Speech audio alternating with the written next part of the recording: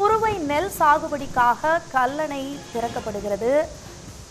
கல்லணையிலிருந்து தண்ணீர் திறந்து விடுகிறார் முதலமைச்சர் மு.க.ஸ்டாலின்.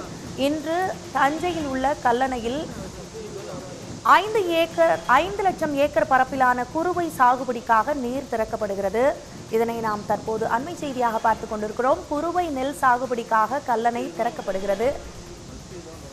கல்லணையிலிருந்து தண்ணீர் திறந்து விடுகிறார் முதலமைச்சர்.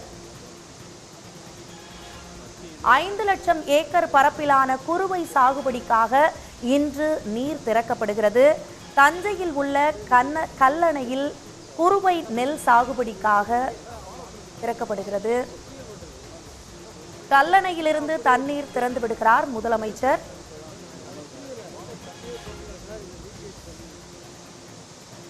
இது குறித்த கூடுதல் விவரங்களை எமது செய்தியாளர் இஸ்லாம் தர கேட்கலாம். இஸ்லாம், விவரம் என்ன? டெல்டா பாசன விவசாயத்திற்காக ஜூன் 12ஆம் தேதி மேட்டூரிலிருந்து தண்ணீர் திறந்து விடப்பட்டது. முதலமைச்சர் மு.க.ஸ்டாலின் நேரடியாக மேட்டூர் சென்று அங்கிருந்து டெல்டா பாசனத்திற்காக தண்ணீரை திறந்து வைத்தார். அந்த தண்ணீர் கரூர் மாவட்டம் மாயனூர் கதவணையை கடந்து நேற்று திருச்சி மாவட்டம் முக்கம்புக்கு வந்தது. முக்கம்புவிலிருந்து விவசாயிகள் அதனை உற்சாகத்தோடு வரவேற்றார்கள். அந்த தண்ணீரானது இன்று தஞ்சை மாவட்டம் கல்லணைக்கு வந்திருக்கு. கல்லணையிலிருந்து தஞ்சை மாவட்ட டெல்டா பாசனத்துக்காக இந்த குறுவை சாகுபடிக்காக தண்ணீர் திறந்து விடப்படும்.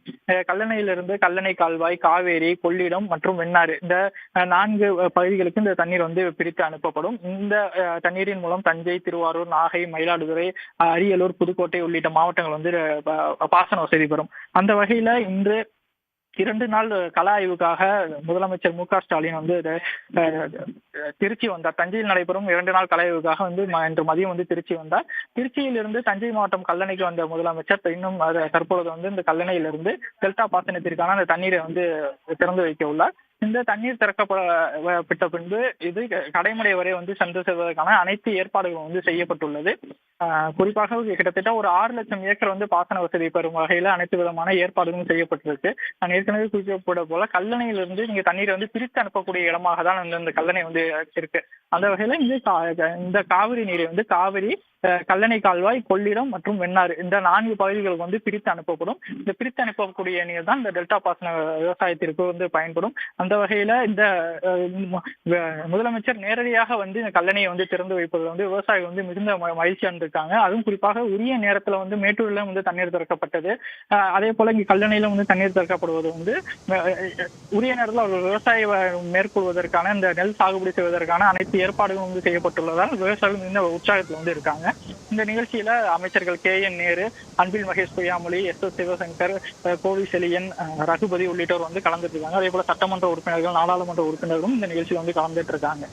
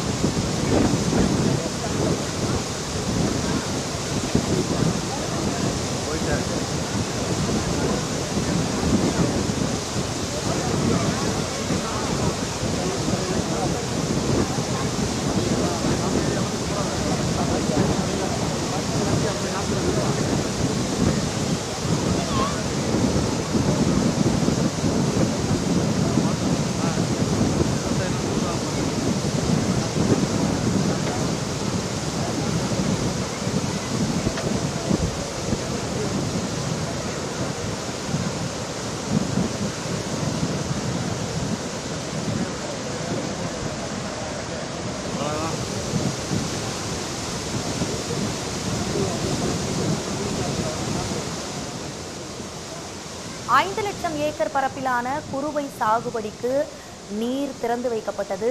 நீரை முதலமைச்சர் மு.க.ஸ்டாலின் அவர்கள் திறந்து வைத்தார். கல்லணையிலிருந்து நீரை முதலமைச்சர் ஸ்டாலின் அவர்கள் திறந்து வைத்தார். குறுவை சாகுபடிக்காக கல்லணையிலிருந்து நீரானது திறக்கப்பட்டது. உடனுக்குடன் செய்திகளை தெரிந்து கொள்ள சன் நியூஸ் பெல் ஐகானை கிளிக் பண்ணுங்க.